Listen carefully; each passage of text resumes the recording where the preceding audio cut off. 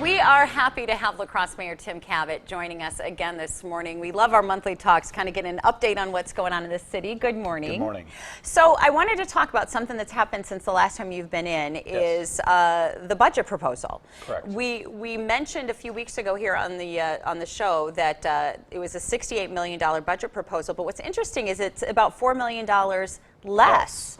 So where did the cuts come from? Because I know you mentioned that there's no positions being cut and taxes aren't being raised. Right. Our biggest difference is in our debt service. So the amount of payments that we make each year to retire debt, we have retired a lot of our obligations, and so for this upcoming year we have about almost $5 million less in that. Now, of course, that's going to change because we've got some big projects coming up with the Crosse Center and with fire stations, so our borrowing is going to go up, but we've got a bit of a lull, which obviously we're happy to take advantage of. Exactly right. So okay. that helps our taxpayers. Well, since you mentioned the Crosse Center, let's go ahead and talk about that. I know that there's a public meeting for next Thursday. Are there any updates that you can tell us? Well, it's keeping the project and really our momentum rolling. They're going to be sharing some of the aesthetics and the views and really what now this building is starting to shape up into, because our goal is to break ground yet this year.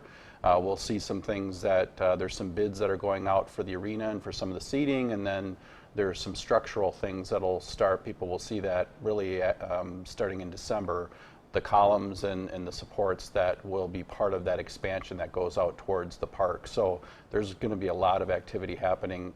Our meeting next week is really to just keep the community engaged and get any input or thoughts about the look of the building. Information on that meeting is up right now on your screen, 5 to 7 p.m., that public input session next Thursday. Are you happy with the proposal? I am. I'm very excited to see how this is really now progressing. I think the project, it achieves many of our goals, adding more space. It takes now advantage of and celebrates the river and Riverside Park. It adds kind of a nice facelift on the downtown side and some additional meeting spaces. There's going to be a really cool outdoor deck as a part of the expansion and on top of North Hall. So I think all in all, it really it's a building that the community is going to be excited about and hopefully proud of, and will generate more sales and events and everything else as well. I know there's a potential real estate deal that the city is talking about, possibly buying a property near City Hall. Can you tell us about that and what it might be used for? Yeah, so that area, if you can kind of envision it, it's right there at the gateway into our downtown. It's on where 3rd Street, 4th Street, 2nd Street all kind of split. It has been in the city's plans for a long time to have redevelopment just because of how visible it is, and it's on a very busy travel corridor. So the opportunity for the property came up here earlier, I guess back in September, and that properties like that don't come available every day. So the city did get an accepted offer. We're bringing that to the Common Council for them to really decide if this is a chance to implement some of our long-range plans.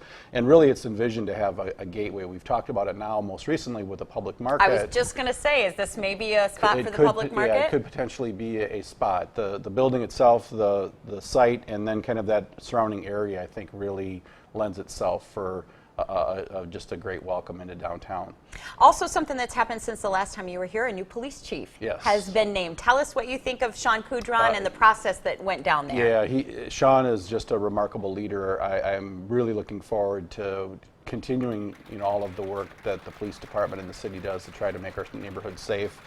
He's been engaged and been part of the La Crosse Police Department now for many years, and so a lot of people know Sean, and I think he brings a real calm, cool, collected approach, and he is all about really trying to just be engaged with our community, with the police department, and everybody. So a great choice by the Police and Fire Commission. They had a difficult decision. They had 3 great candidates. They sure did.